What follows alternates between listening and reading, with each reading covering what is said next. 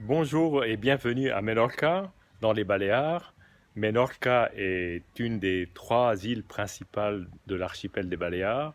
On retrouve Mallorca, où se trouve Palma de Mallorca, Menorca avec Mahón, Ciudadela et puis Ibiza, qui est l'île peut-être la plus touristique et la plus connue de la jet set en particulier. Là, Menorca, c'est beaucoup plus familial, même s'il y a beaucoup de tourisme en été.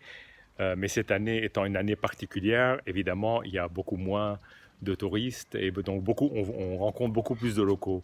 Alors Menorca a eu un vignoble au 19e siècle qui atteignait jusqu'à 1500 hectares, ce qui est considérable quand on connaît la taille de l'île. Mais le phylloxéra a tout emporté sur son passage et le vignoble a disparu complètement.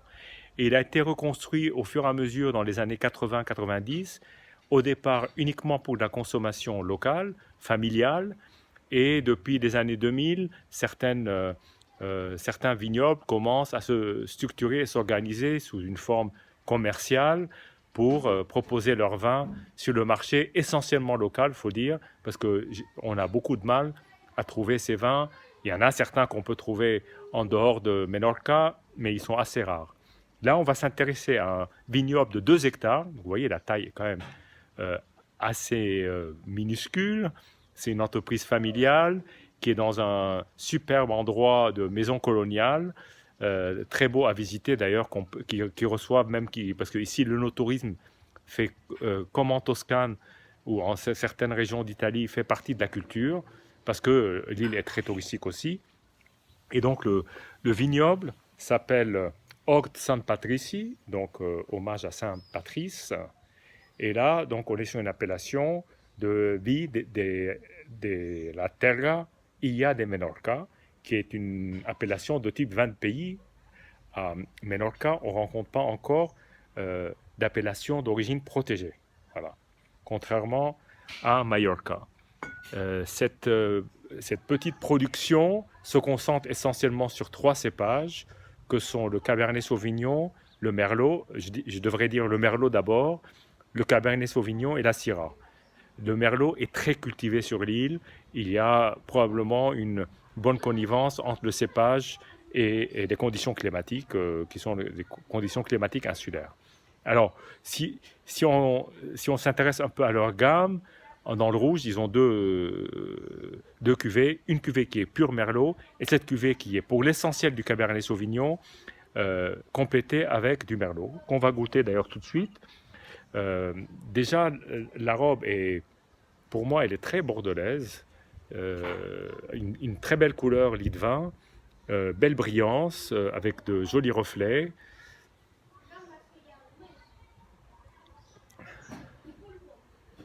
On a des épices, on a ce que moi je qualifierais, tout le monde sera peut-être pas d'accord, mais que je qualifierais de aubergine, poivron, très légèrement grillé, avec des parfums de vanille, un peu toasté. Un nez très plaisant et à l'aveugle, je l'aurais pris pour un très bon Bordeaux. Voilà, sur une île perdue dans la Méditerranée.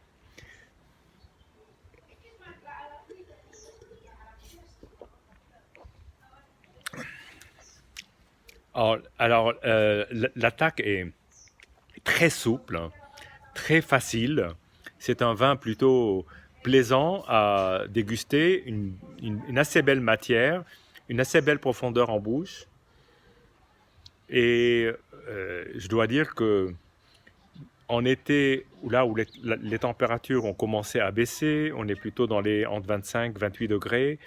C'est un vin qu'il faut évidemment déguster un peu plus frais que la température ambiante, mais à 18 degrés, entre 18 et 20, très franchement, c'est un vin euh, très bien fait, très très bien fait,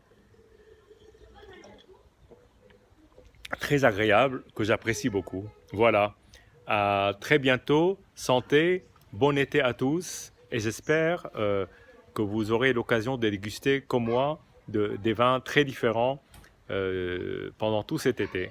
À bientôt.